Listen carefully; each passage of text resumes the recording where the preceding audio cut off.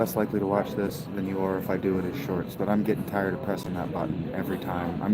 I'm just getting tired of it. I'm getting tired of making shorts. I'm bored with that, and I'm a decisive person. And so what I've decided to do is I just want to read this book with my eyes and then comment on passages as I get to them.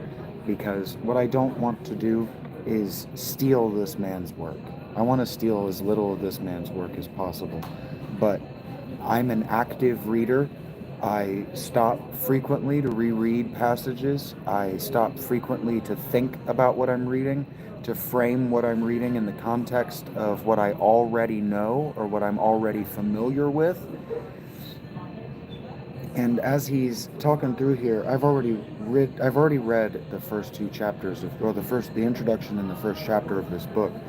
And so I'm kind of I'm refamiliarizing myself with the work, but I'm also rereading this to refamiliarize myself with who I was when I read it, because there's an ego death in between these events. The first time I read it and this reading it, I'm a different person now.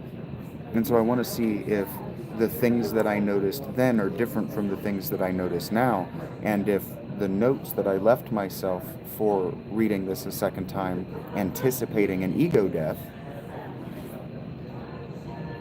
needing a body of work. I have said this so many times, but I have needed a body of work for my ego deaths so that I can know who I am and who I have been in the past.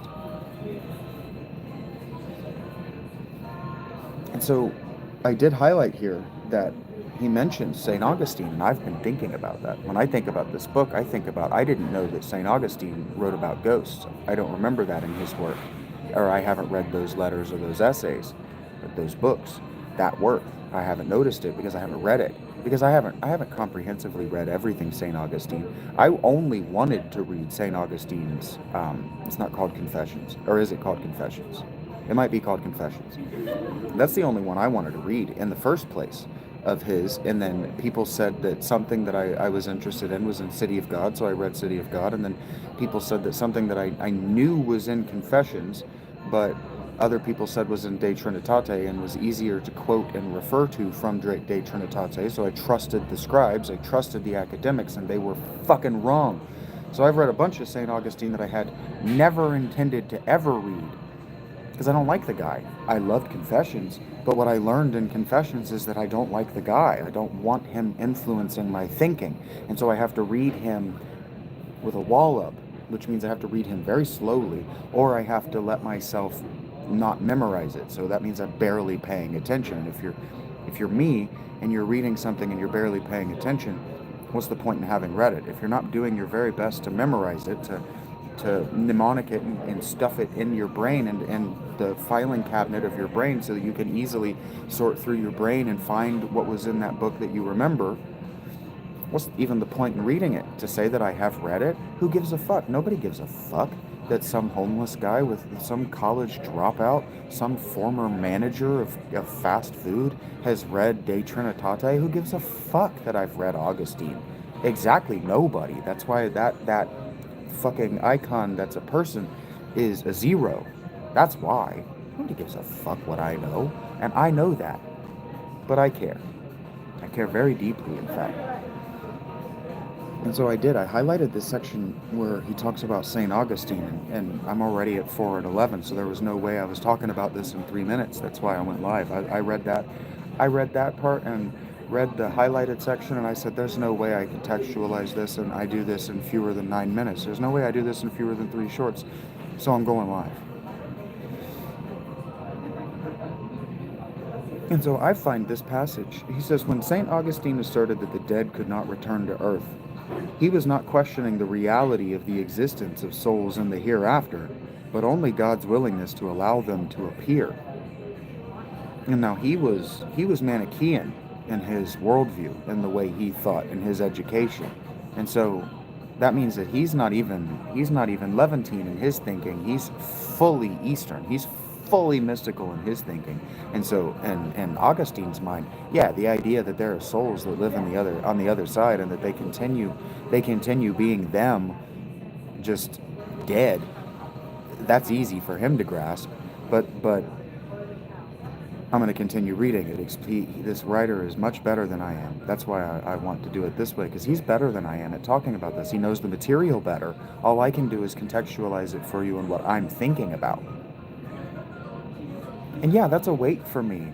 I would love to have this man's education. I went to get it, and I was weeded out.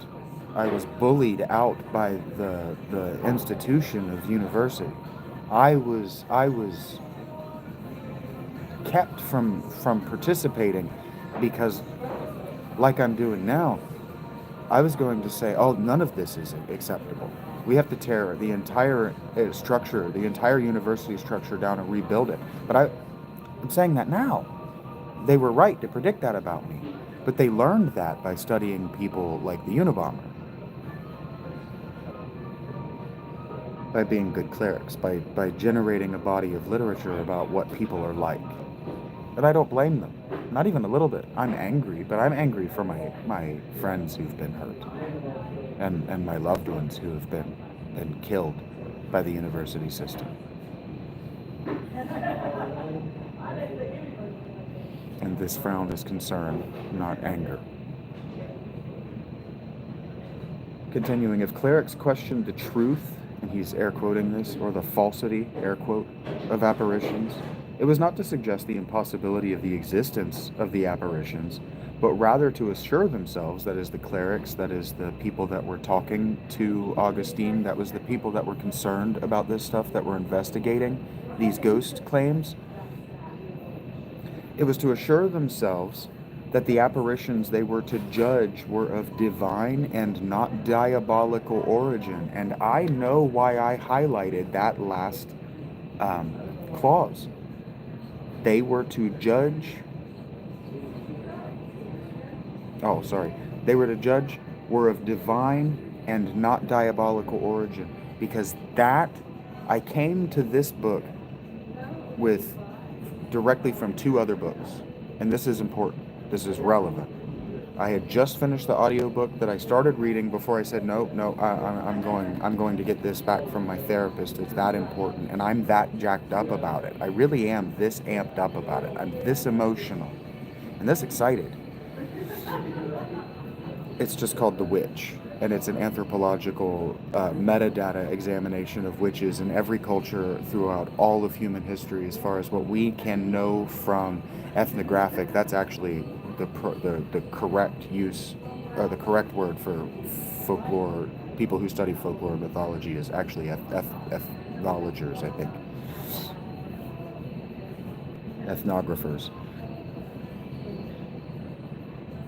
I went from The Witch the first time I read this, and the book I immediately read before this was a biography of Ed Warren. And so the reason I highlighted that clause is that the apparitions they were to judge were of divine and not diabolical origin, is because that's Ed Warren's entire career. His entire career, he talks about it. That when they would get ghost stories or whatever that were obviously divine, had no diabolical anything, they didn't get involved. He was a demonologist. They only got involved in the diabolical.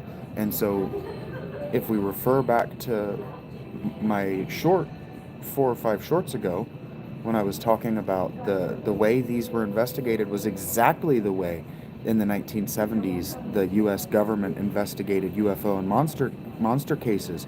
The clerics that were investigating these ghost stories in the early Middle Ages, they were representatives of the government. This was important shit. This was a big deal. That's why we still have the documents in 1998. Think about that. Documents written between 450 and 1100 AD still exist, and they happen to be about investigations into ghost stories? That can't be nothing that the church managed to preserve those. It's not just that they managed it. It's that it was a priority. That's a big deal. It's a huge deal. This face is me trying to impress upon you how big a deal it is with empathy. It's a huge deal, not just for ghost hunters, modern ghost hunters. It's a huge deal for modern anthropologists. It's a huge deal for men exactly like my new superhero, Jean-Claude Schmidt. And I mean that. Please don't sue me for reading this, Mr. Schmidt. Please. Please. Hire me to read the audiobook. This is incredible. I'm emotional. I'm on the edge of tears. This is the manic part of bipolar 2. When I get excited, I get all the way excited. That's why I have to drag this stuff out, because I'll go for 8 hours. I'll read this whole book in one sitting. If I had an audience, I would read this whole book. I would have to leave, and then I would go to my tent, and I would make that happen, because I've got the emotional energy right now to do that. So I have to pace myself. I have to pace myself, or I'm gonna burn out, and then I'm gonna be bitchy for a month. And I'm never getting out of homelessness if I let my audience make me bitchy every day. That's real.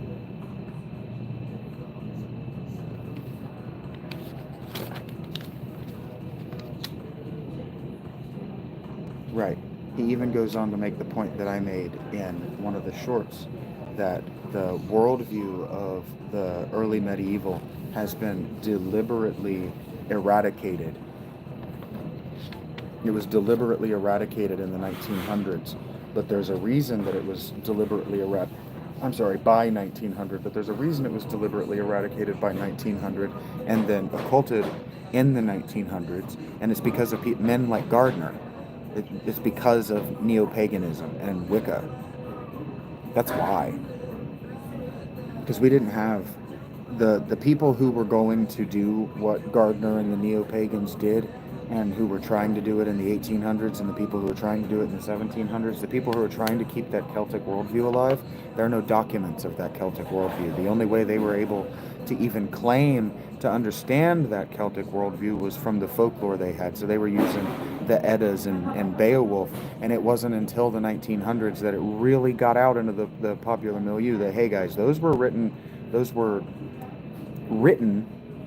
not composed, but written by Christians in the 1300s. Like, way too late for you to base a neo-pagan religion on them, because they're already tainted with Christianity. Like the Ragnarok might be an entirely Christian apologetic attempt to give the Celts that had been pushed out of Iceland by the Christians a the Christians are coming prophecy to lead the pagans that would continue to read those stories or continue to hear those stories into the future, a bridge to Christianity of peace, a peaceful bridge to Christianity, because the Viking worldview had already been Ragnarok. They would already have a way there, because the end of the world had already come and passed.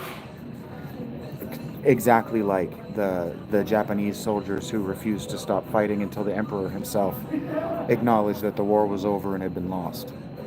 That same thing. It's worldview. When you're talking about religion and you're talking about worldview, you're talking about cult, you're talking about belief, and we're talking about belief. When you're talking about what you believe, it's that deep. It goes that deep. You need somebody that high up on the religious totem pole to tell you it was all bullshit, man. It was all bullshit. We're sorry, it was all bullshit. And then even then, when cultists do that, how many people actually walk away from it? And when they walk away from it, when they do genuinely walk away from it, they're not undamaged. They're ruined. And in a real way, I'm trying to give you something that will fix that damage that you have sustained by a cult somewhere in your life. Because you got to understand, grade school is cult, guys. That's why you're so mad about having to go to social studies and then not understanding how the electoral college works. That's why you want it gone, is because you don't understand how it works. And so because you don't understand how it works, but you should, and you know you should, you just want to sweep it under the rug, because that's what you've been taught to do. You've literally just been taught to hide all of your problems. Makeup, shapewear.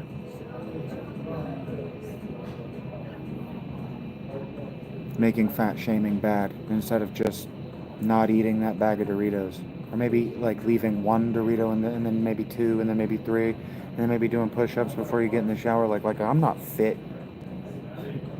In fact, I'm trying to put on weight, but I actually can't carry it because my pelvis is destroyed and getting worse. I'm in a lot of pain and discomfort right now because of my hernia.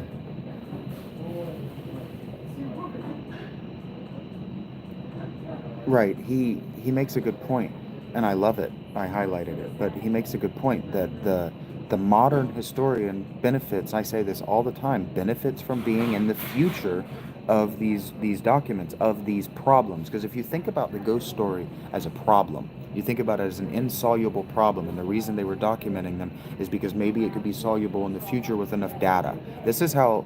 This is definitely how medievals by the 12th century thought, and this is how Charlemagne trained his clerics to think,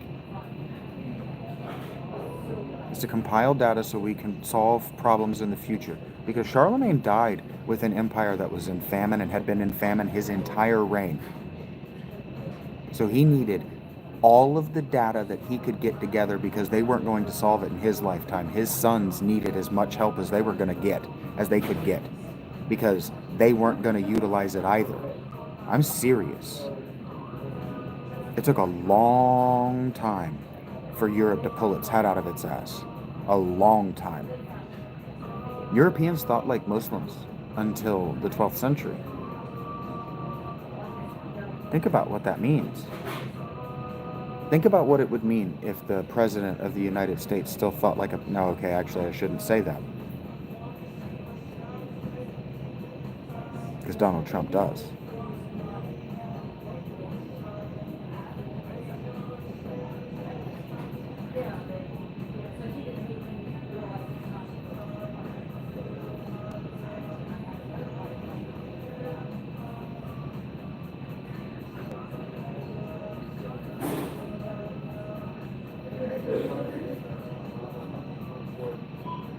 Okay, so in the context of trying to understand or trying to learn why these medieval clerics, these medieval people were so interested in these ghost stories, he says perhaps they did so, compiled all of these stories in order better to understand themselves and their relationships with the oniric and obsessive images of their deceased relatives. I cannot define oniric. Or perhaps, in the guise of an imaginary dialogue with the dead, a dialogue obligingly reported by the clerics, they did so in order better to control the society of the living, the transference of inheritances, and the imposition of moral and social norms. Yeah, like Celts would. Like people with an ancient... See, this is the historian's fallacy, and he's not saying... He's a great writer. He's not saying that because it's not obvious. He's saying that because he has to combat an entire history industry, an entire history institution that is thinking in the historical fallacy of the 20th century, not the medieval.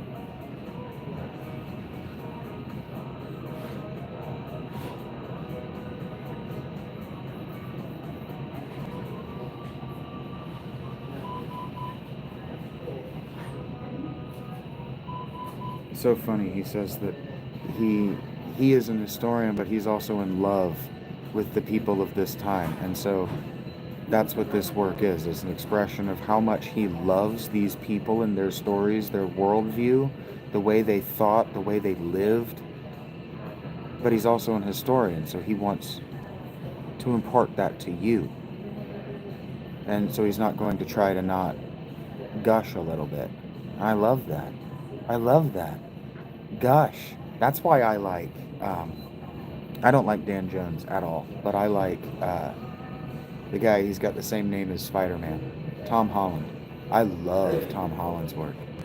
Total man crush on Tom Holland. If I had the money, I would buy Tom Holland a beer just to look at his pretty face. And I mean that. Just a great writer. Just to gush over how much I love his work. I don't even want to pick your brain. I just want you to drink this beer and let me tell you how much I think you're the bee's fucking knees. I am of the opinion that if more people treated the people that they want autographs for like that, they would get much cooler autographs. You would have much cooler interactions with your heroes and with your celebrities and with your crushes if you just bought them a beer and told them how great they are. But what do I know? I've only cohabitated with 5 women and been married for 7 years, but whatever.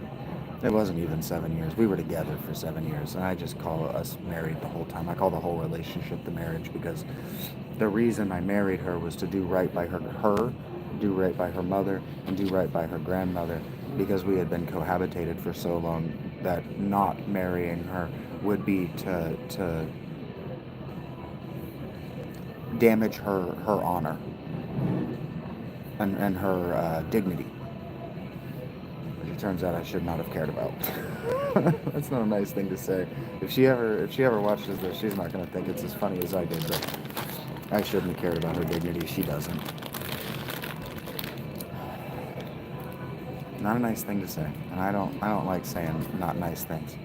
I have pathologized the if you have nothing nice to say nothing at all. That was my mother's favorite idiom to me when I was a little kid. I realize now it was just don't say anything at all. What didn't even have anything to do with whether what I was saying was nice or not.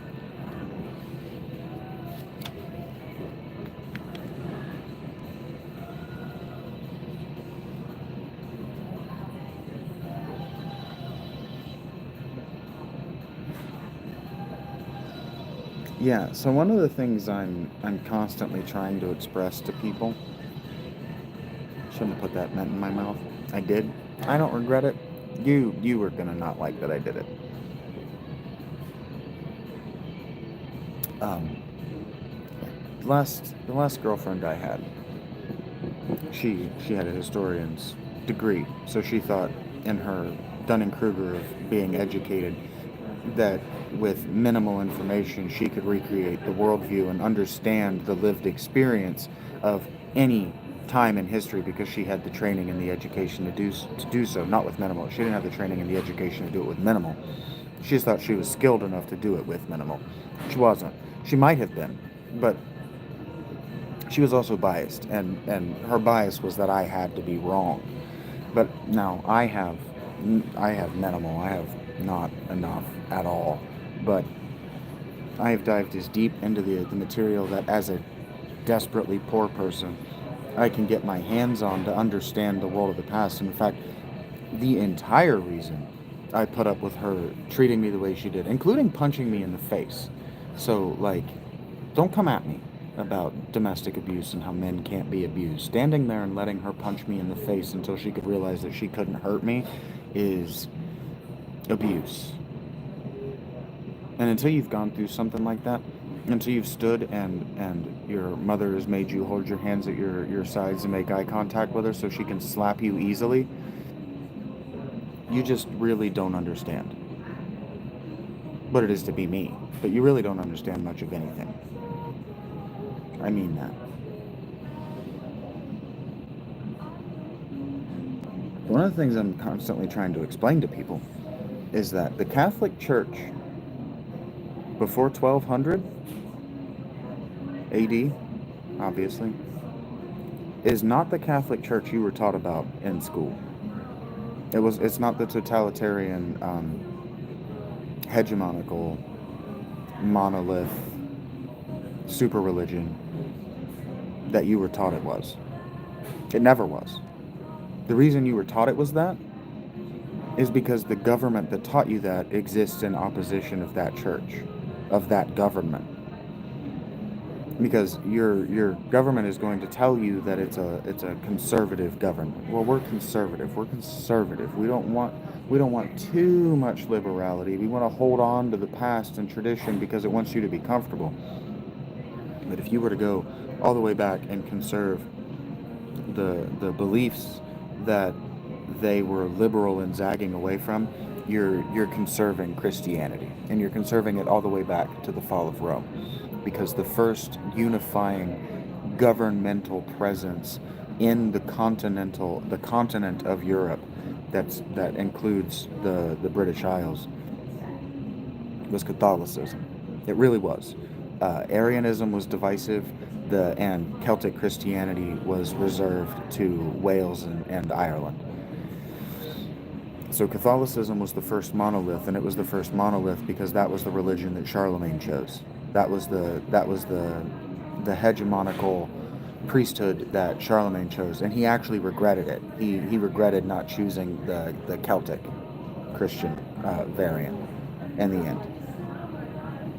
He had Celtic Christians teach his Catholics how to read Latin. That happened. That really happened. He also invented the comma and lowercase letters and spaces between words. All of this happened. Charlemagne was hugely influential, hugely innovative in government and especially literature, literary government literature. He wrote an impossible number of dictats. He was just a very, very busy literary guy because he understood before the 1600s that the pen is mightier than the sword. That if what he wanted to do was peace, and what he wanted to do was sustain peace, and what he wanted to do was feed his people, then his people needed to be able to read, and he needed to be able to communicate with them from anywhere. And he needed them to be able to communicate with him.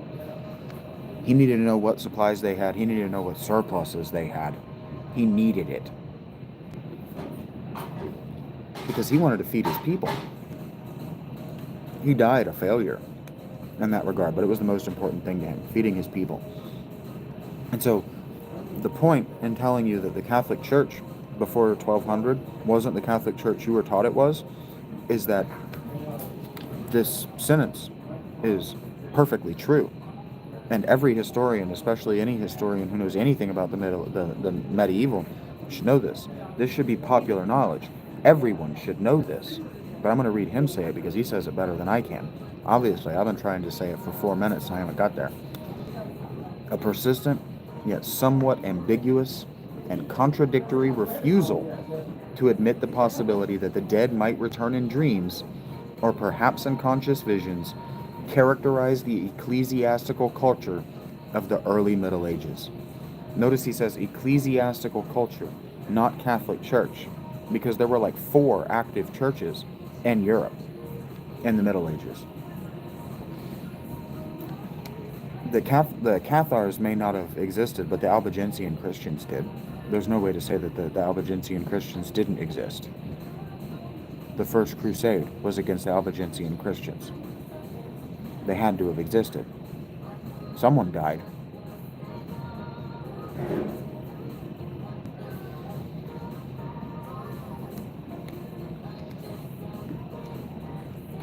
The term superstitious was first leveled at pagan wizards and pagan superstition by the Catholic Church of the 800s. But what they told them is what their superstition just meant ignored them. They're overthinking it to impress you. That's what superstitious actually means. Now it means like underthought. What they were saying is they don't really believe that. And so that means the ghost thing too.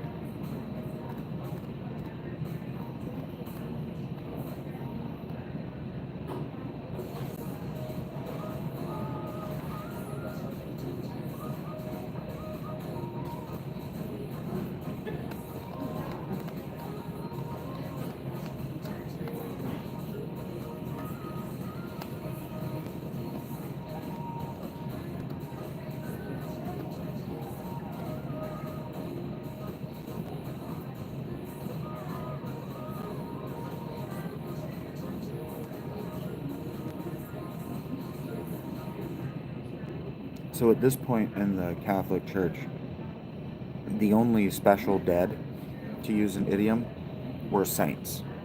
But I know that I can think of an example.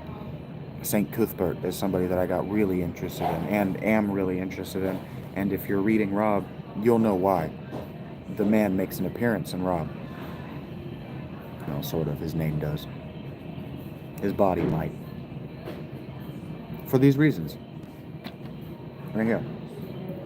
People used to go and sleep at his grave and hope that he would visit them in dreams, like the Celts and like in the Iliad. So some of these practices continued. They just continued instead of for family heroes or important family members who were dead. It was important culture members. So of the wider family group. But that only makes sense because the Celtic tribe was a small group of maybe 50 adults, maybe 10 families.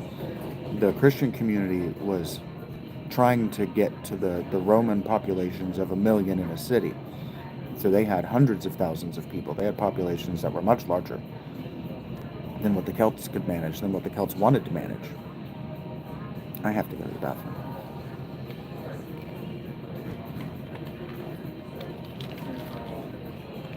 I'm sorry for that.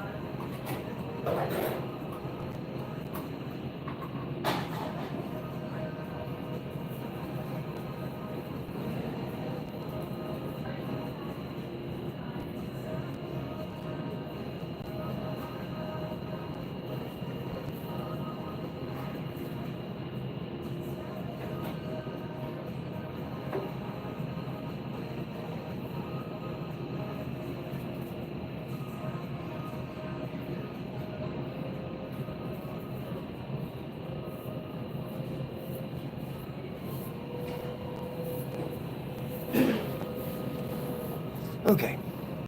I would apologize for that, but I'm not sorry. I don't lie.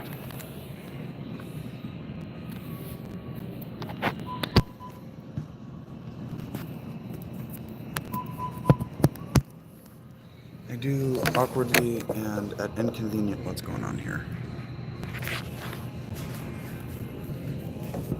I do awkwardly and at inconvenient times.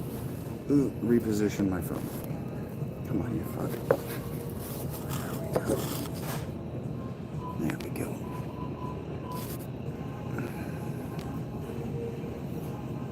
I am in an incredible amount of pain.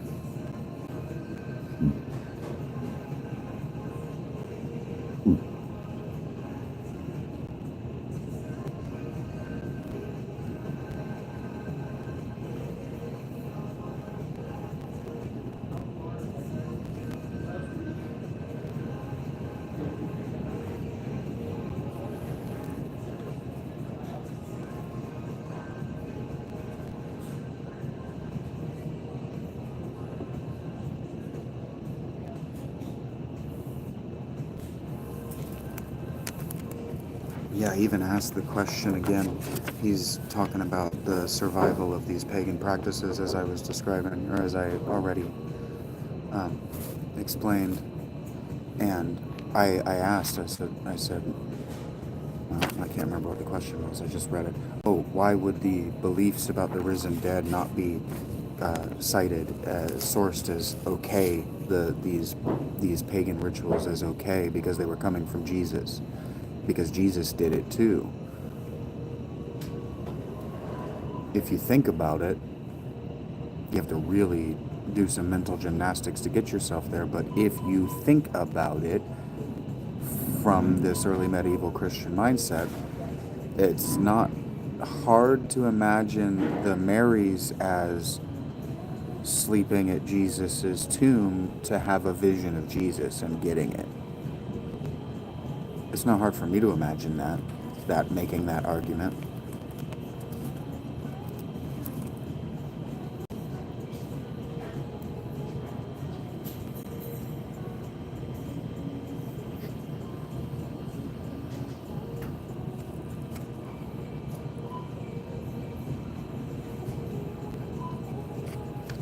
I'm quibbling with him in my notes about him using Christian culture as a monolith, but he does. I already said that he does. I missed it when I was reading it the first time, but he does imply that there are multiple Christianities, and that the reason this isn't a cultural monolith is because only certain Christians thought in certain ways. And so the reason there's no unifying idea, and it is, like he said, confused. Did he say? He said ambiguous and contradictory. The reason it's ambiguous and contradictory is because there are about 4, maybe 5, probably more different kinds of Christianity out in the world at this time. I'm just quibbling in the notes because one of the things I have to do is be pedantic. And when I read, I choose to be pedantic if I don't understand the material, so I can know I understand the material.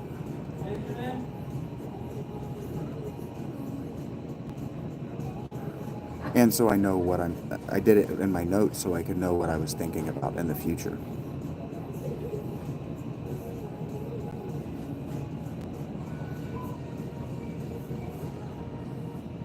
He's talking about Greek literature from the time of Homer, that the word they used and when we're talking about like an apparition, like in our language we would say an apparition, and the Greek literature of Homer, they called it an image, which is the word eidolon, which is interesting. If you're that's also where idol comes from. But if you're familiar with Final Fantasy X, eidolon is the name of their summons. So my guy, is it Nobuo Uematsu? That can't be right. I don't think that's right. That's the producer. I can never remember the director's name of Final Fantasy, but my guys that work on the Final Fantasy team know their European literature very well.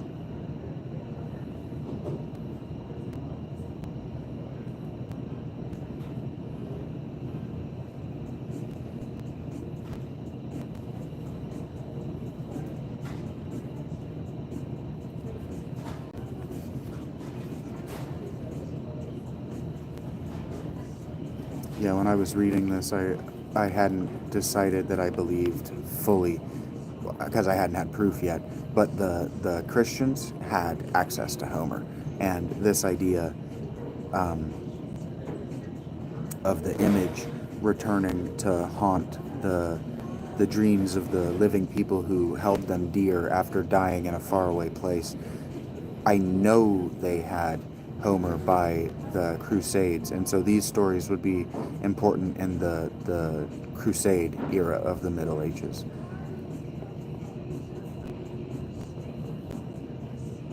But they did have Homer, and they did have the Greek. They had the romances of Alexander. They had the Alexander romances. That's what they're called.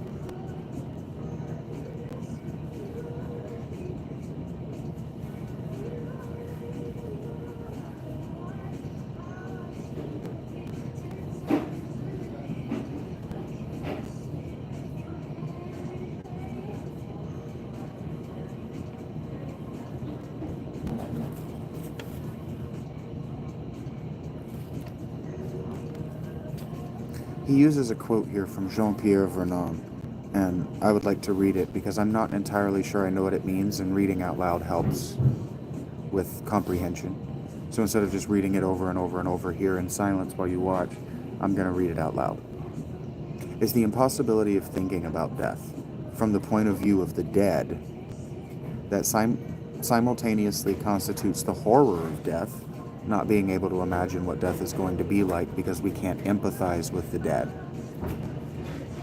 constitutes the horror of death, its extreme strangeness, its complete otherness, and enables the living to go beyond death by establishing in their societies a constant remembrance of certain types of dead. Interesting.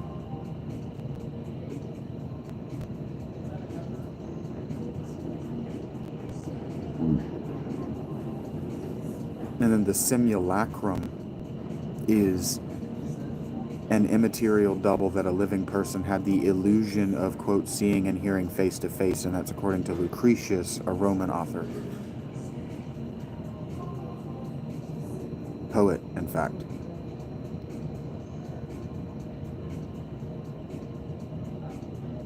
And he describes the Gnostic idea of what's happening after death, that the soul is like a cicada or a snake, and that the body is like a shed skin, that we are butterflies. No, that we are caterpillars, that this stage of life is the caterpillar stage, and the afterlife is the shedding of the caterpillar from the cocoon of death. And then what I wrote to myself in my notes, because I do think it's true, is that all of this sounds like why the psychopomp was necessary in the first century, and why Jesus is the only one. He's the only person to ever try it.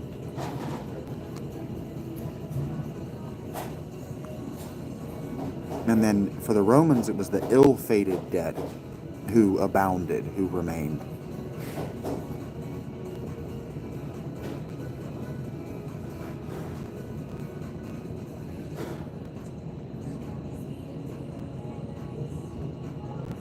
These are the examples he uses of ill-fated dead.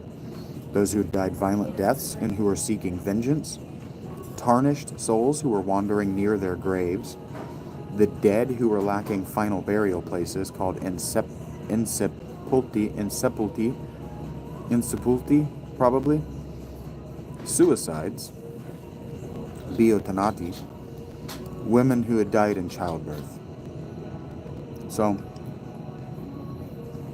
clearly the Italian tradition influenced our ghost stories here in the United States, which means that those were the accepted ghosts in the Catholic clerical tradition.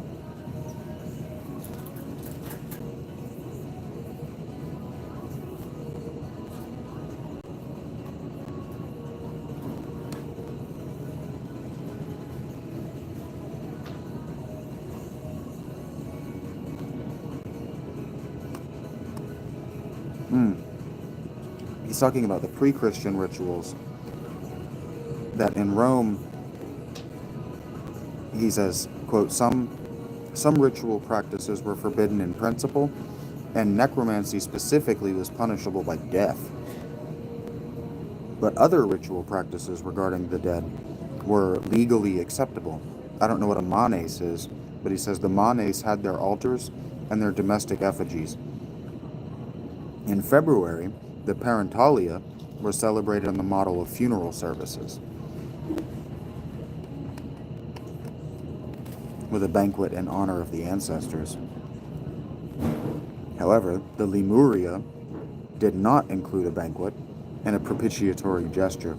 Throwing black beans, which were believed to be the food of the dead, over one's left shoulder was used by the paterfamilias to appease the ill-fated dead. So I did a series of videos when I first became homeless, maybe 2, maybe 3 weeks in. I did a series of videos showing you all the churches in town and how so many of them have Lombard towers, and then talking to you about why Lombard towers are so cool. Well, Lombard towers, that tower at those churches, it's not a clock tower, and it's not a bell tower. It's a resting place for the ill-fated dead. It's pretty cool.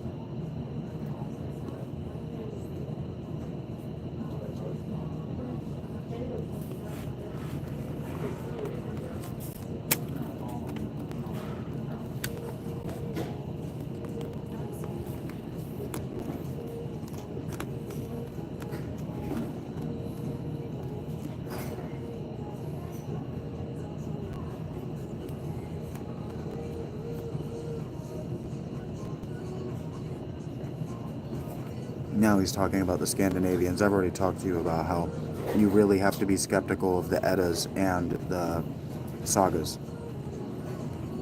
You have to be really skeptical, because they were composed in the 10th, between the 10th and 12th centuries, and their content goes back to the 7th century. So perfectly in line with the time that we're talking about. But they were put to paper in the 1300s. That's a problem. But in these tales, he says, the dead, or Draugr, return in great numbers, mutilating and killing anyone they encounter, wiping out entire regions, forcing people and animals to leave their dwellings. The Draugr in the Scandinavian stories are very much the, what's he called, the Ice King or whatever, in Game of Thrones. Those are Draugr. And Draugr tend to be people who died frozen out in the wilderness. Or drowned. The drowned ones are really gross.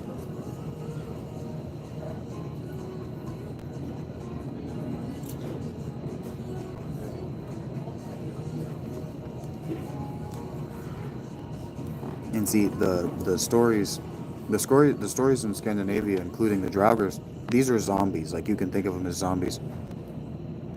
They're supposed to get up out of their graves and be human bodies. And see, that's believable and imaginable because of how cold it is up there.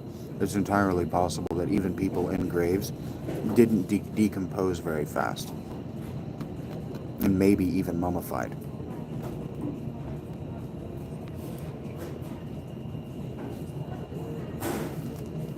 Here's a specific example.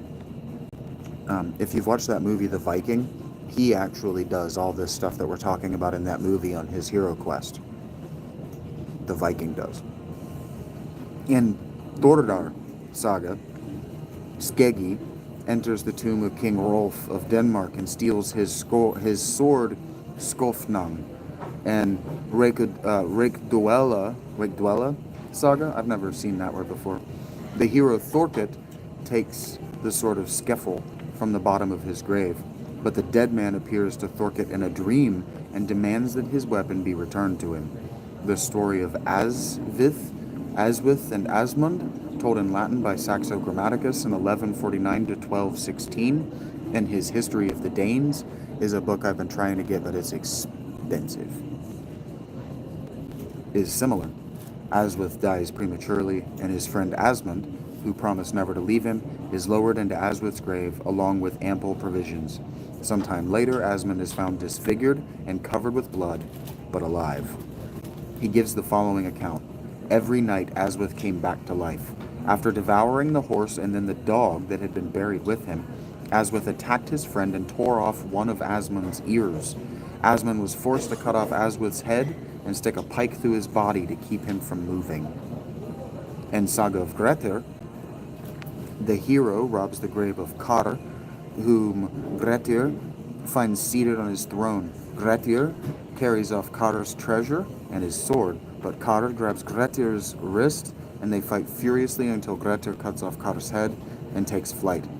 Later, when Grettir becomes the shepherd for Thordal and Gudrun, he decapitates and burns the body of the terrible Glam, who had devastated the countryside and destroyed the herds. What is striking here is the terrifying violence and the corporeity of these ghosts, who could be definitively overcome only through the destruction of their cadavers. As we shall see, Christianity had no small amount of difficulty eradicating such beliefs. And we still have them today. We still got George Romero, right? Do we believe?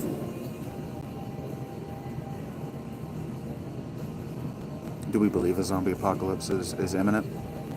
Do we believe it's even possible? I don't.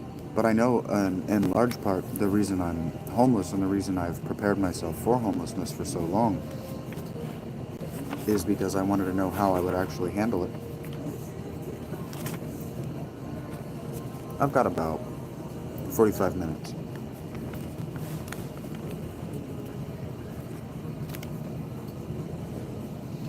This next section is titled Ghosts in the Bible.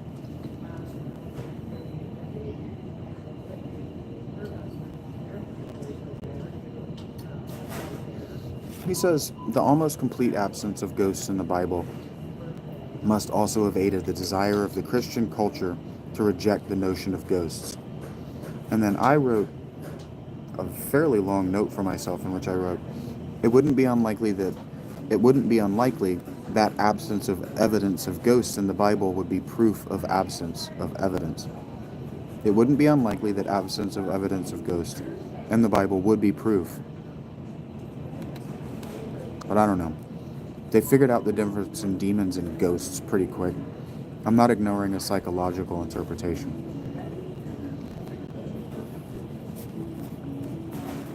Well, they didn't believe in a soul that lingered after death. The Jews didn't. The Levantine didn't. They believed in Sheol. They just believed that you ceased existing.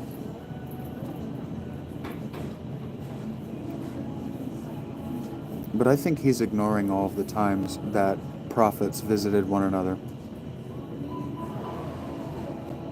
The prophets were visited with images of prophets. That's probably why they settled on saints being okay. Because the prophets they were visited by other prophets. Like Enoch being visited by Ezekiel, which is impossible. Ezekiel being visited by Enoch, maybe. Or Ezekiel being visited by Isaiah. I don't remember the order. I don't remember the exact, because I didn't know that I was going to need to remember it. I can just think of a bunch of times and I can think a bunch of the Christian literature. Jesus visits the disciples. This is what happens when you don't have a deep... So he's not a Bible scholar, so I'm quibbling with that because he might be wrong, and my greater knowledge might help me help him, help you.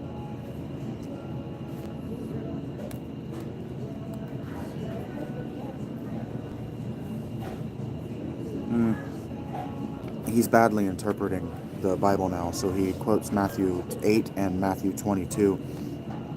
And he says, several of the passages in the New Testament even show much hesitation regarding a cult of the dead. That's true. There were cults of the dead that pre-existed, and Jesus was saying, fucking stop that stuff. But they'll let the dead bury their dead, said Jesus in Matthew 8:22. And God is not the God of the dead, but of the living, Matthew 22:32. He's misinterpreting those. Those aren't about that. Yeah, Jesus raises up. He goes on to say that it is granted many dead people are brought back to life by Jesus and later by some of his disciples. But even that death, that's not the same kind of death. That's ego death, brought back from suicide level depression.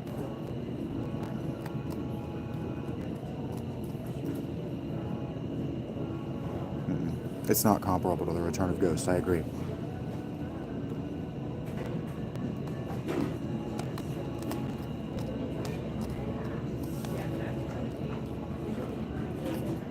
Yeah, Jesus. At the moment of transfiguration, Jesus is flanked when he shows himself in the vision to his disciples on the mountain or whatever. After death, he's flanked by Moses and Elias.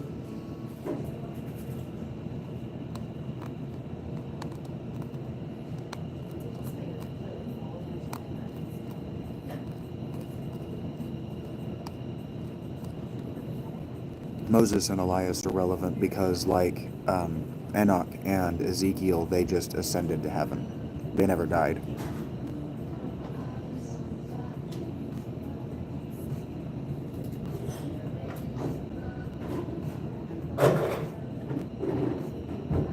And see, so he says here that several passages in the New Testament may be interpreted as explicit refusals of a belief in ghosts, but then he contradicts himself in the next sentence by saying when Jesus walks on the water, his disciples become afraid and believe it is the apparition of a spirit. Okay, well, if Jesus is an apparition, then he's a ghost. The Gospel of John is clear that the Sermon on the Mount with the fishes and loaves, that Jesus isn't even there. The Sermon on the Mount and the fishes and loaves are different sermons. That's why I did that the way I did. I wasn't conflating them. I was correcting myself. That Jesus in body isn't even there. The Gospel of John explicitly says that Jesus is in a meditative trance, that he didn't cross the water and the boat with the disciples, and that was a spirit body. The John explicitly says that. So he's contradicting himself, and he's wrong here. He's trying a little bit too hard here.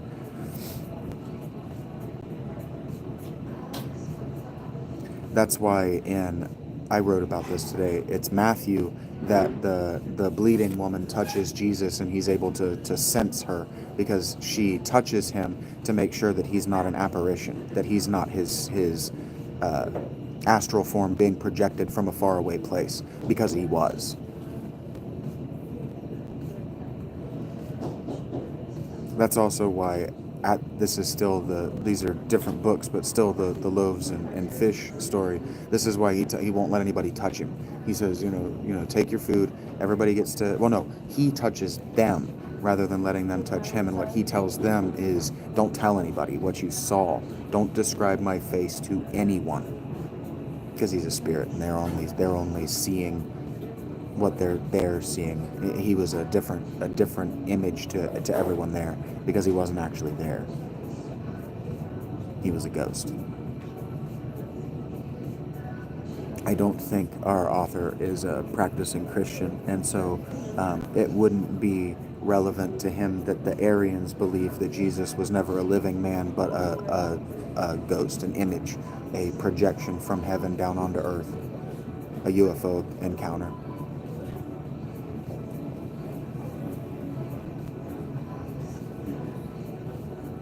Yeah, he continues to contradict himself. He says it's no less significant that the apostles, informed by the women, do not believe them and suspect they've been dreaming. When Jesus finally appears to the disciples, they're terrified and affrighted, this is in quotes, and supposed that they had seen a spirit. He's contradicting himself. The spirit here is ghost. Yeah, and then Jesus encourages them to handle them because a spirit hath not flesh and bones. And he's saying, look, I'm physical. I'm not just a transparent image, like a hologram. And he eats with them. But that's what I'm saying. All of this, he's contradicting himself. All of these things were things that this is why I wondered if he knows that there were different Christianities, that there were a lot of Christianities, and what made them fundamentally different was their approach to whether Jesus was a real person or not. whether he was an historical person like you and me, or whether he was some author's fictional person, or whether he was a crack in the firmament that allowed a man-shaped shadow to walk among us, or whether he was some wizard's astral projection. All of these things were on the table, and there was a cult that got, we would call it national support today, that had some king or some landmass, some federal government, as we would use that term today. They didn't have federal governments like we have today, but some government backed, sponsored. Almost every different government had a different approach to what Jesus was before the 1200s. This is how Catholicism became what it became. What you were taught that it became and had always been.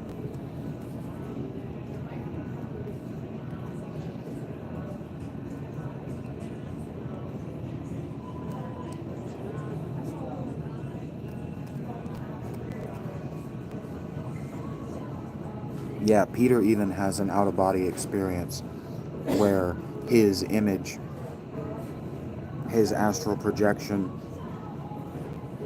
is talking to the disciples. Are told that Peter is standing outside a house where he can't possibly be, and they go, no, that's his angel. It's his ghost.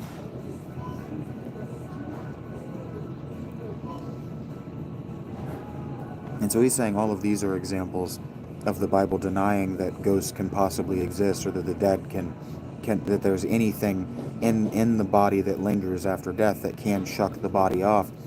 And all of these are examples of exactly that. He contradicts himself.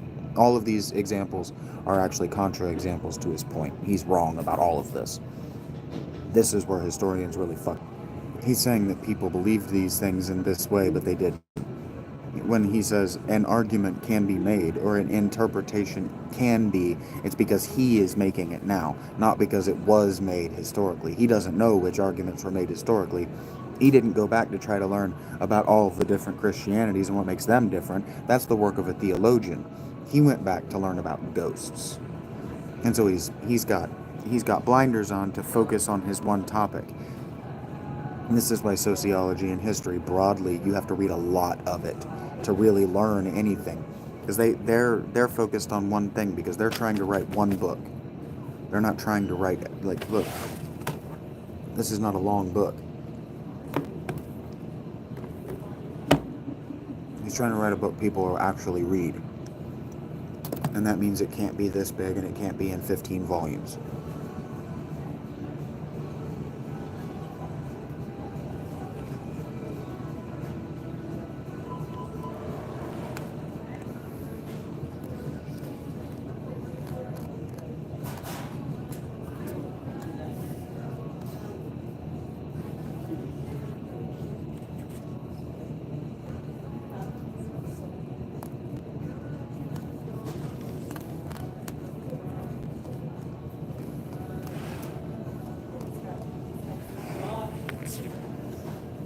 There's a story he recounts in Luke that's actually interesting.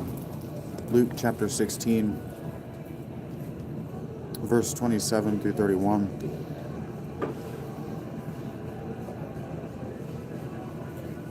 There's a parable of Lazarus and the rich man, and he says about it, not only does Abraham tell the rich man that in the hereafter there's no possibility of passing between the realm of the blessed, the bosom of Abraham, and that of the damned, but he refuses to allow Lazarus to return to earth to forewarn the brothers of the rich man against the torments that await them after death. That's interesting. I don't know that story by heart. But that, again, goes to contradict his idea of them denying ghosts in these stories. And then I had a fairly interesting comment here. I wanted to know, reading that, were they ritually killing people in this century and before to get a glimpse at the afterlife when those people came back to life? So were they asphyxiating people until near death and then intentionally initiating near-death experiences for revelation, for prophecy, for oracle? Was that a safer way to do necromancy? Because if you brought back, well, if you were trying to contact the dead, and what you contacted was a never-living, malevolent entity that was a good liar, and you weren't smart enough to know that it was lying to you, well, you could bring a mass murderer into existence. You can put a malevolent spirit into a living human body. You can get yourself possessed, is what I'm saying. And so was it safer to do it this way? And then I actually asked the question, could you do that? That you achieve the near-death experience, and then I qualify it without pharmaceuticals.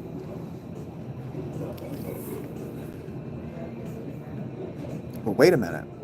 I'm thinking about the Monkey King. There's an extended sequence in the Monkey King where, with the use of pharmaceuticals, people were ritually murdered to send messages to the is it the Sun Emperor or whatever, the Emperor of the Underworld.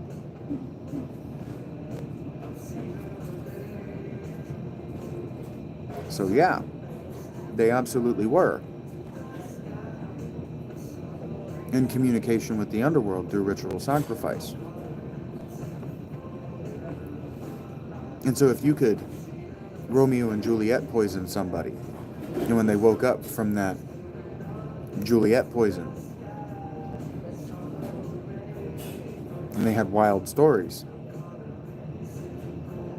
could you train somebody, could you prepare somebody ritually, psychologically, to remain conscious on the other side? There was clearly an effort to try. Did they succeed?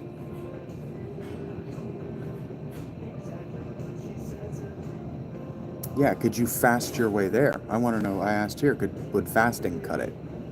Could you starve yourself there? You make yourself hallucinate if you fast long enough.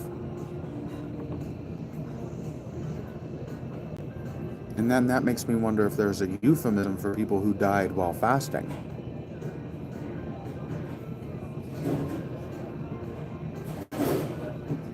You could find all these things.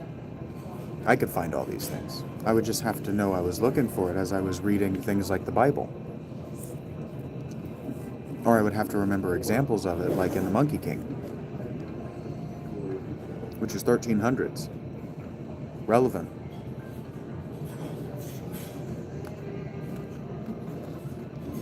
He says our only true biblical ghost tale appears in the Old Testament. But it's an explicit tale of necromancy. I know the one he's talking about, the Witch of Endor. From 1 Samuel 28. And it's also in 1 Chronicles 10, 13 through 14. It's also in Ecclesiasticus 46, Ecclesiasticus chapter 46, verse 23. I couldn't get 46:23 to come out of my mouth.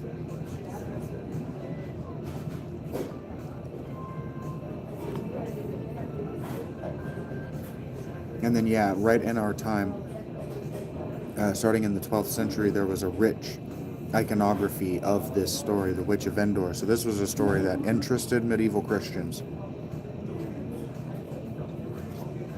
And so if you don't know it, I'll read his summary. The biblical text describes an act of necromancy, I like to pronounce it that way, that the medium carries out clandestinely on behalf of King Saul, who had prohibited such practices. King Saul had prohibited the use of necromancy, the use of contacting the dead, and then he goes out in a moment of crisis for Jerusalem and does just that. Saul was not a beloved king. The king consults this woman because he knows he has been abandoned by God because of his crimes, and he wants to know the outcome of the battle that he will wage the next day with the Philistines. And so this story is very much similar to the story Herodotus tells of, I think it's Darius or whatever, some Middle Eastern or Levantine king asking the Oracle of Delphi whether he was going to win or lose his war, and her answer is, if you fight that war, a great empire will fall. His empire fell.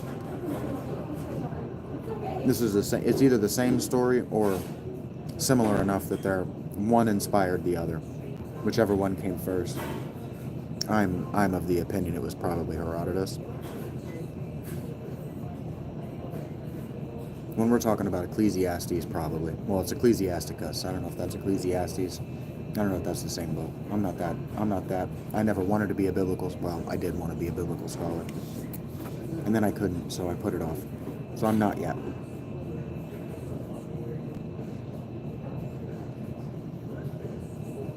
But anyway, the procedure, according to him, used to evoke the dead man is not described, but the biblical text specifies that only the medium sees Samuel and that she describes him to Saul as, quote, an old man who comes up covered with a mantle, unquote. Then Saul and Samuel have a long conversation, at the end of which Saul is informed that he will die the next day. Yeah, basically the same story. Saul was not a beloved king.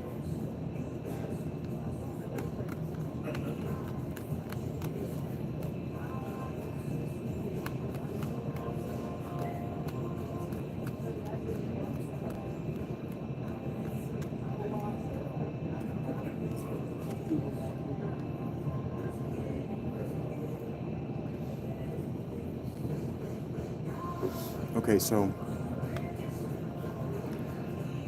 as far as exegetical interpretations of this story, he gives us an example from 1160. Oh no, he gives us an example from a Parisian theologian who died 1169 named Peter Comester. Quote, summed up all these hypotheses quite well. Quote, on the subject of this evocation, some say that the evil spirit appeared looking like Samuel, or that it was his fantastic image, that is, raised up by the devil, that appeared there, which was called Samuel. Others say that with God's permission, it was indeed the soul of Samuel covered by a body that appeared, but for others, it was a body that was resuscitated and received the life of a spirit, while Samuel's soul remained in its resting place.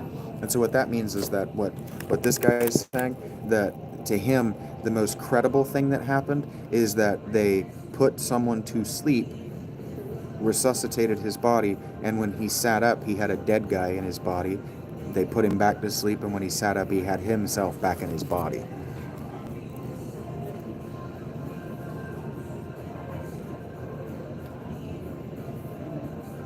And so what he's saying is by 1169, all interpretations seem possible. So what they were doing was compiling a body of literature so the future could come to better conclusions than what they could.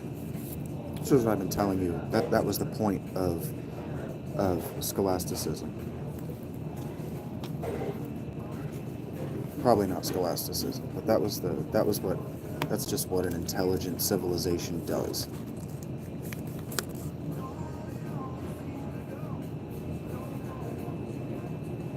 He goes on to say that as the witch trials approach, the focus of the literature increasingly turns to Satan and the witch herself.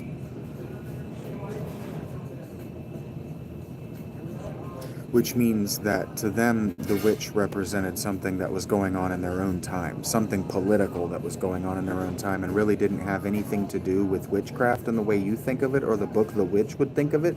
And this is what the book The Witch tells us, that the women who got caught up in this, what the men were interpreting this story to mean is that some woman had way too much advisory control over the king, and that's what made Saul a bad king, is that he went to a woman for political advice, which is what the witches were. It's what the witches were persecuted for. I mean, even read the Crucible. What those girls were accusing women in the in the colonies, what those and Salem. There we go.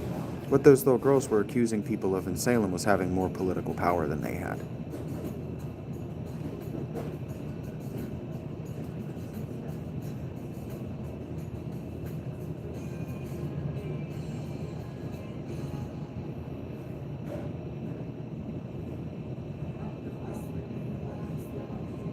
So the devil doesn't enter the conversation, he says, the picture, because he's talking about art.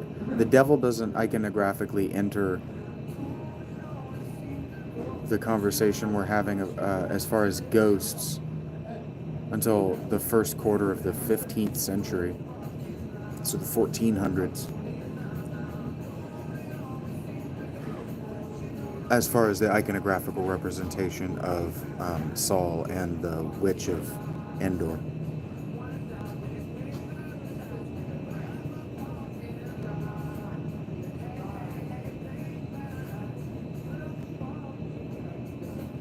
Which is interesting. He's talking about how the art wants to separate Samuel himself from the evil king Saul, and it's like, yeah, that's the point of that story, guys. That's the point of the biblical narrative of the Witch of Endor. The witch is just doing something that witches do. She just has this ability. The point is that even Samuel condemned this king. That's the point.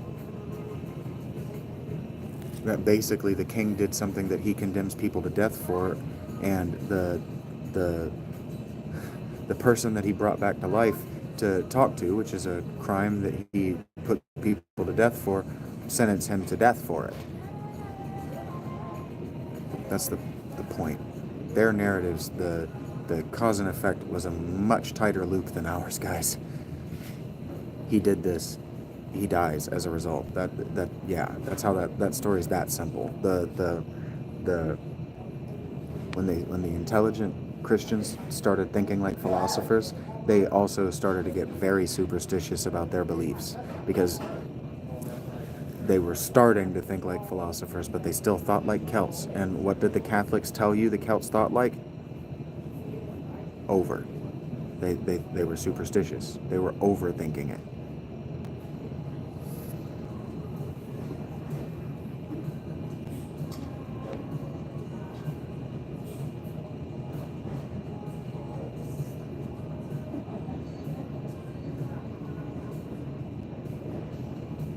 Yeah, and then he's talking about how before that moment in the 15th century, the first part of the first quarter of the 1400s, the ghost was often depicted the way we would depict a mummy, like in The Mummy's Curse, or a zombie, a corpse. And that only makes sense.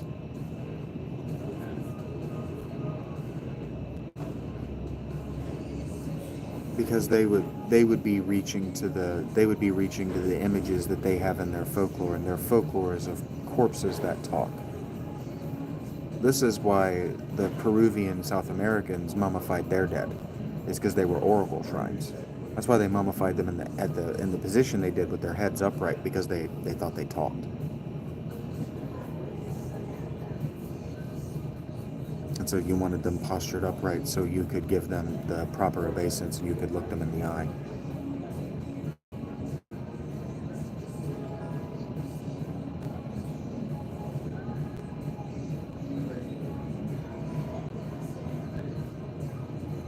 I find this section where he's describing this to us kind of tedious and boring, because it's not really the way the painters depicted things doesn't. Before the Renaissance, they weren't that creative. They were trying to communicate to an extremely lowbrow community who still had Celtic stories. So the only way they would have been able to conceive, and how, with the techniques they had, how would you even have depicted something as transparent back then?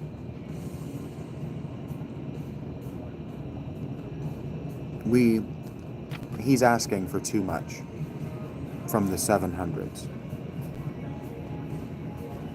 He just is.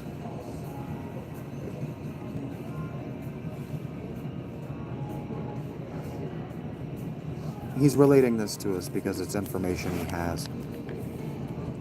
But expecting it to be different than what he's describing is asking way too much.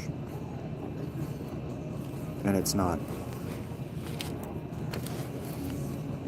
The images that you saw in church didn't inform your worldview the way moving pictures do for us today. First of all, there were significantly fewer people saw very many at all. It wasn't your visual icons that really informed your worldview and your visions. It was the terrible thing inside your mind, your imagination. I think that's why I talk about our ancestors being perhaps more imaginative than we are.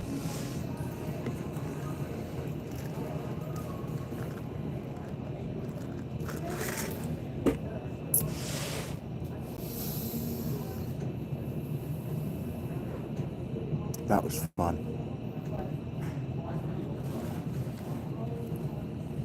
I enjoy doing that a whole lot. I wish I could get an audience. And I wish that, as I said, things that were interesting or relevant or exciting or interesting or entertaining or funny or just whatever, that I could get, like, quarters tossed in my cup. I gotta get to 500 followers if I want super likes.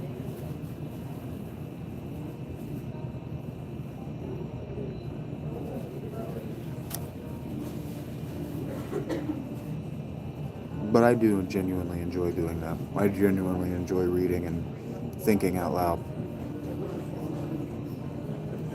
So,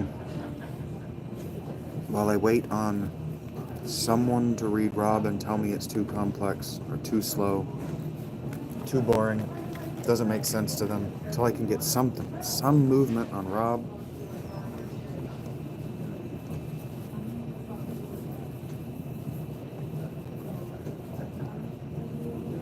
or until I can get a comment. Maybe you watch this and you comment and you say, why don't you just read what you've got and I'll watch it. You tell me when you're going to do it and I'll watch it. I'll show it live or I'll watch it.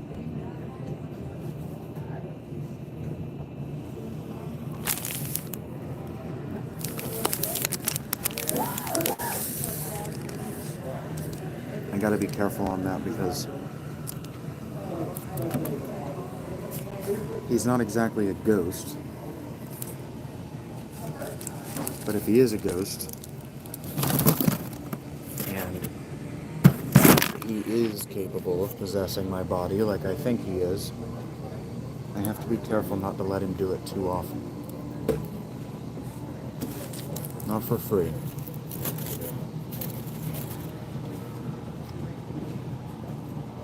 I'm too prone to lose myself to myself within myself as it is. Too prone to ego death.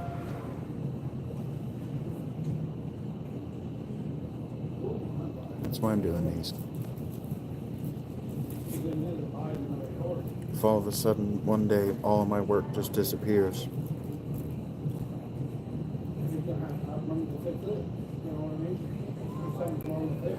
you'll know that the through line that is me, my soul, my psyche, the thing which is domed by these egos that keep dying, as the me who is the pilot of this thing, the me who is speaking to you, has been replaced.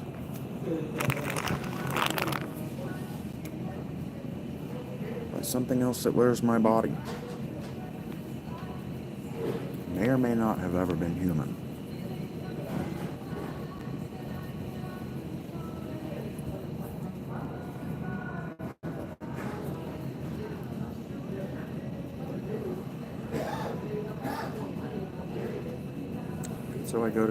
So I get ready to go back to the tent. I just leave this live because I got about 15 minutes, but I'm not gonna. That took about 30 minutes to read that section, so I'm not gonna get myself.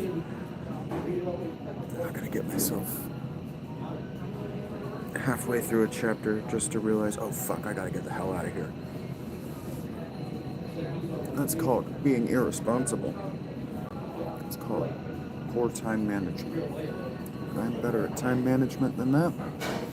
So I'm gonna watch myself get dressed so that it's perfect. Like getting dressed in the mirror. And you just get to be a part of that.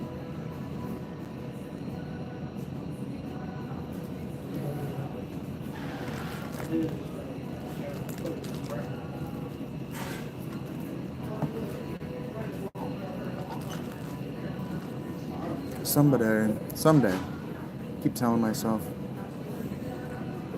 keep praying for it. Someday someone is going to get it. Someday somebody who's a publisher or a TV personality or just really wants to be a part of something new and exciting. Maybe I start tying this off like an old Viking dude. Start tying it off. Plate it, make it look stupid. Do one right here, one right here, one right here in the middle. Yeah, it's getting long. I could cut it if I wanted to. Maybe I do. I don't really feel like it though. I kind of like it. I used to keep it real super long. I had a girlfriend who really liked it when it was super long. I don't know why it looked bad, but she liked it. She said she liked it. She also bought me like oils and stuff for it, so I think she meant it. I just don't know why she meant it. It didn't look good.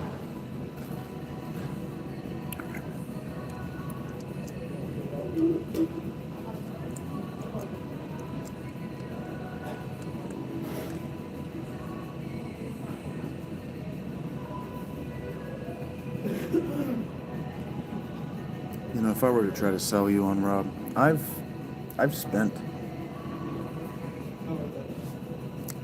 12 years. It was either December of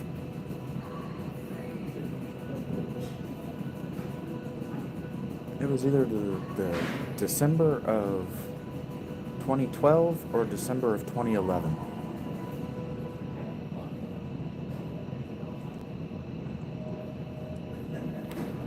That I first experienced letting him talk through my body onto paper.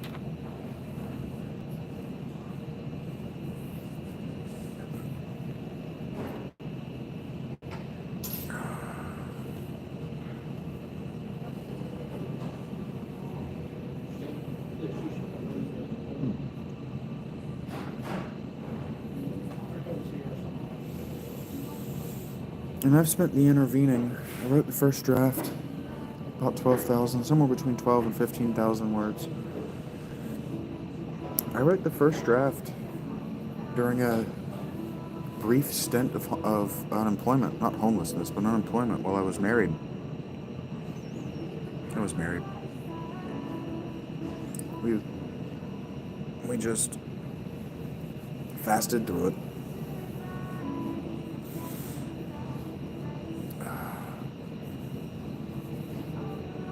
Anyway, I was only unemployed for like a week, and it was unemployment that I wanted. It wasn't even that long. It was maybe a couple of days because it was between that gig and another temporary machining gig. And that's another thing you just don't know about me. Like, you think I'm lazy, you think I'm this, you think I'm that. You say I'm all these horrible things, but it's like I've done it all. I even did temp work in my 20s. I worked for a machine shop before I wanted to go back to the food industry, because at least you can steal food. There's nothing worth stealing, and I mean this, there's just nothing worth stealing from the factory.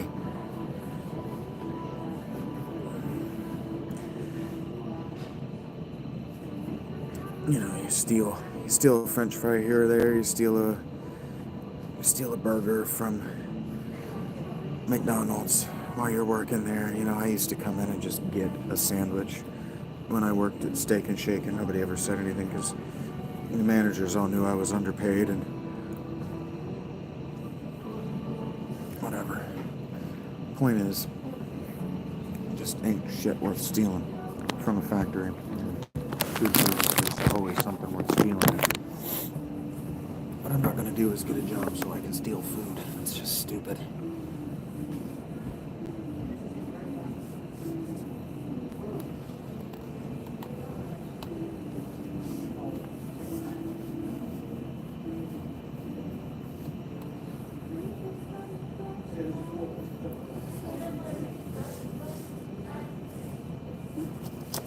Not when there's no reason at all.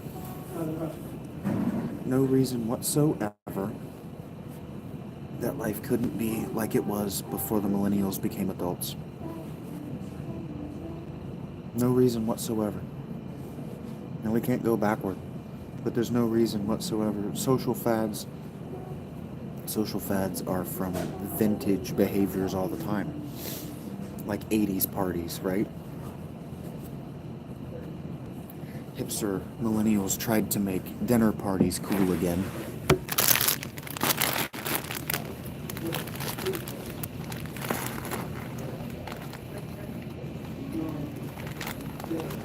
Gen X hipsters tried to make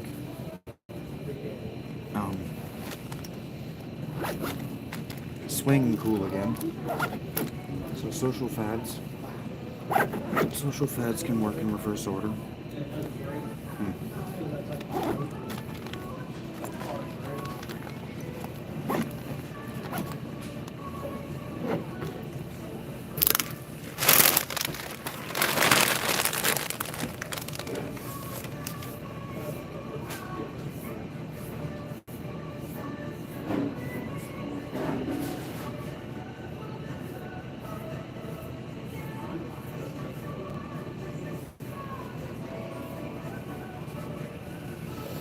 And we used to have no problem.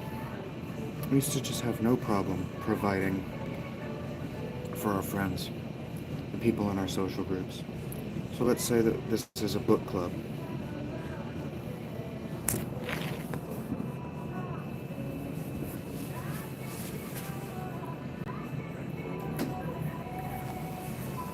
If this were a book club and we met in Panera every week or even every day to discuss the books we're reading,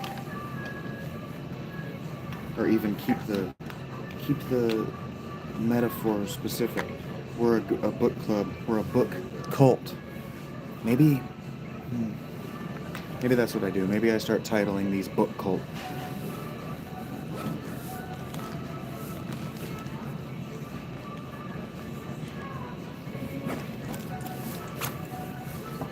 Hello, I'm Shaggy Philalitheia. This is Book Cult, where we understand that cult is any human group activity, and we are going to be active in a group around my reading and interpreting and explaining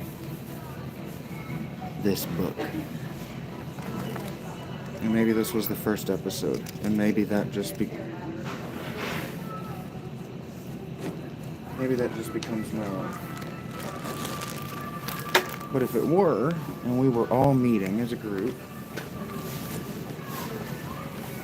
and we knew that I was leading a group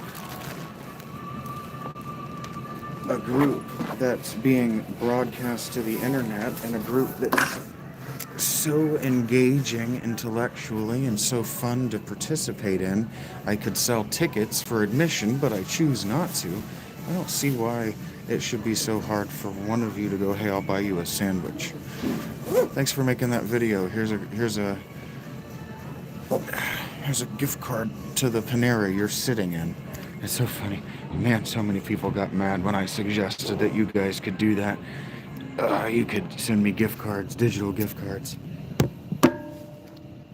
Or,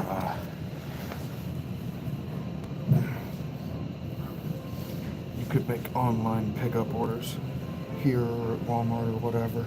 Like if I needed a new tent, you could just order one for me to walk into the store and it's already paid for and it's already checked out. All I gotta do is walk up to the counter and then walk out of the store with it.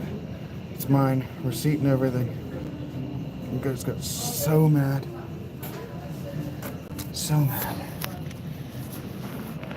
Because the problems that you see in the world as insoluble are not only soluble, but easily soluble. Oh, fuck.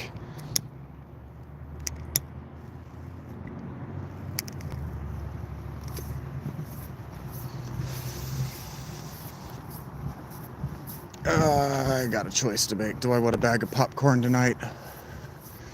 No, I won't do it.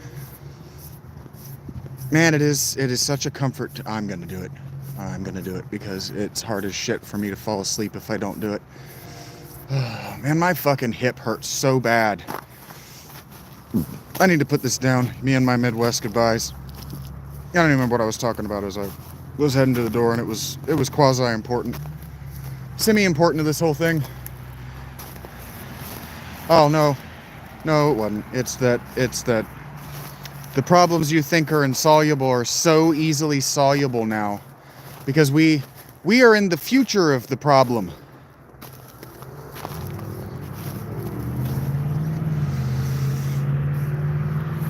Even homelessness. Okay, so I skipped a sentence.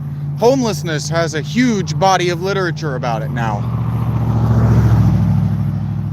Now as in 25, not because of 24, but maybe because of 24. 24 had more literature than 23 had. 23 had more literature than 22 had.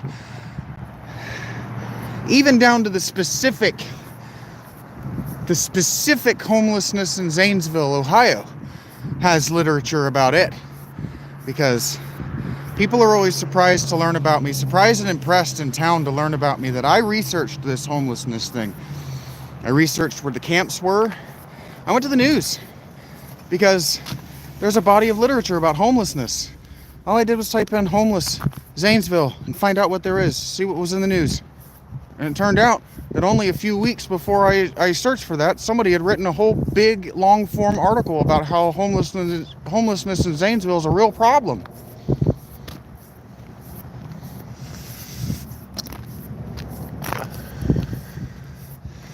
And then I forced my eviction trial, and I defended myself in court, and I learned exactly why it's a problem. This isn't an insoluble problem. This is an entirely soluble problem. All problems are entirely soluble. The problem, if you're talking about that, is when. On what time scale is it soluble? That's the problem. How long is it going to take us to dissolve this problem?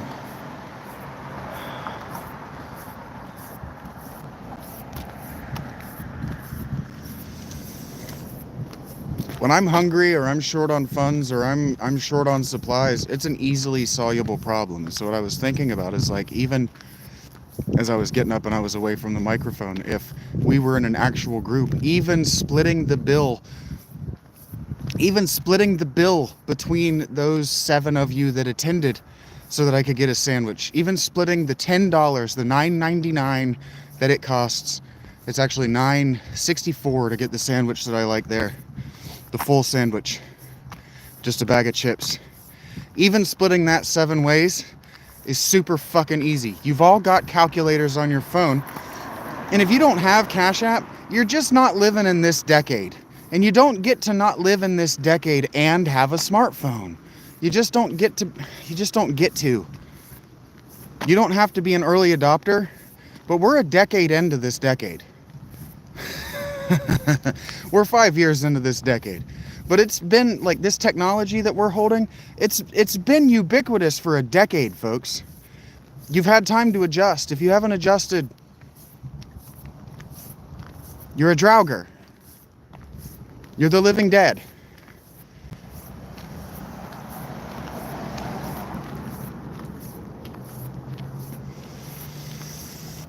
You're a living historian's fallacy. Except it's the inverse. You are a living futurist fallacy. You want to be liberal and you want to be progressive and you want, and yet you want it to still be 1999. Look at the movies that are coming out this year. They're all remakes of 90s movies. Well, those remakes of those 80s movies did all right. Let's do remakes of 90s movies.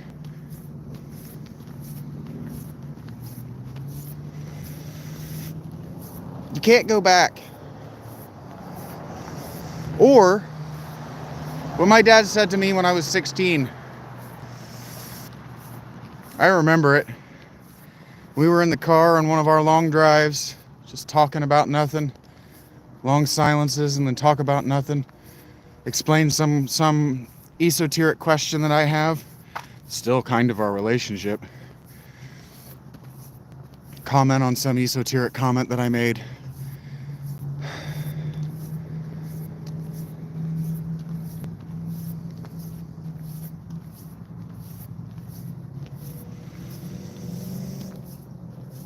He, maybe 10 years earlier, twice in my life, had moved back in with his parents as an adult. And there's no shame in that. And he had moved his wife, my mother, our family, to live with her parents. We'd been there for 2 years, and he wasn't looking at me. But he says, you can go back. You can always go back. But it's never the same. And it'll never be the same again.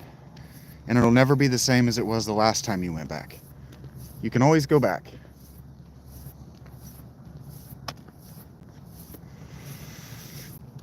But it'll never be the same. My dad is a thoughtful person. And my dad is a wellspring of deep thoughts that you wouldn't think would be in there, because my dad is a fucking idiot. And I love him. I do. But my dad is as uneducated. He wanted to remain uneducated in defiance of the education system for all the trauma that it put him through, and good for him.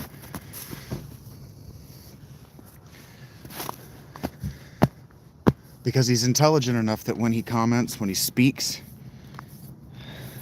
it's because he's observed.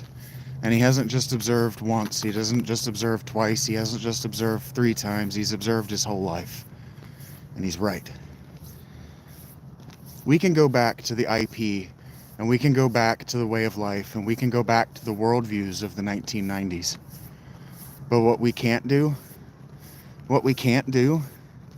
is forget the intervening 30 years.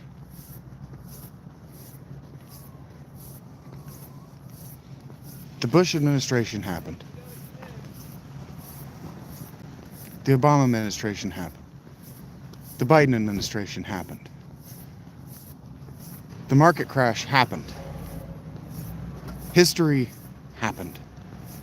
You, millennials, especially you, Gen X, whom we're aping, think maybe, if I'm giving you the benefit of the doubt, what I believe you're doing is I think you're protecting us, because I think you have that same pathology. You have that same trauma, that same pathological terror of the education system that my father has.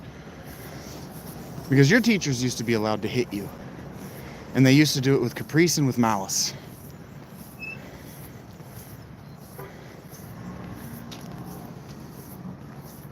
But not knowing your history is how you're doomed to repeat it. And if this ghost book is teaching us anything, it's that our ancestors were terrorized by not being able to adequately remember their recently dead ancestors. Do we even know our recently alive ancestors?